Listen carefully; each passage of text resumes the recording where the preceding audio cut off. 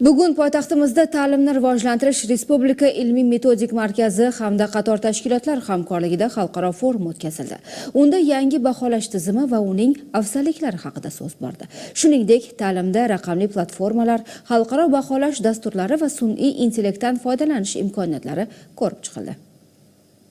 Bugun ta'lim tizimida ko'plab ijobiy o'zgarishlar amalga oshirilmoqda. Avvalo, raqamli texnologiyalarning joriy etilishi ta'lim sifatini oshirishga xizmat qilyapti. Tashkil etilgan forumda ham to'liq shaffoflikni ta'minlash, baholashdagi tendensiyalar va inson omilini kamaytirgan holda sun'iy intellekt asosidagi tahliliy yondashuvlardan foydalanish kabi masalalar xususida so'z bordi. Ta'limni rivojlantirishda eng muhimi bu o'quvchini rag'batlantirish, talabani rag'batlantirib baholash hisoblanadi.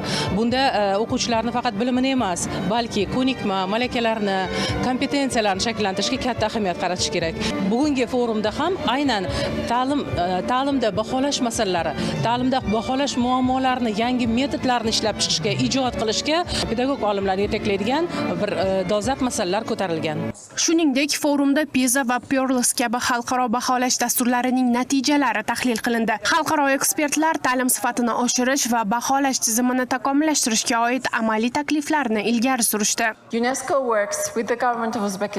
UNESCO O'zbekiston hukumati bilan sifatli ta'limni baholashning asosiy yo'nalishlarida doimiy hamkorlikda ish olib boradi. Shuningdek, yangi hisoblash tizimi o'qituvchilarni axborot texnologiyalari kabi muhim va innovatsion sohalarda tayyorlash va qayta tayyorlash ustida samarali ishlamoqdamiz. Chunki o'quvchilarning bilimli bo'lib shakllanishida ustozlarning o'rni yuqori. Shu bois ham ularning faoliyatidagi sifatni shaffof va hisobdorlik asosida baholay olmasak, o'quvchilarni baholashda muvaffaqiyatsizlikka uchraymiz.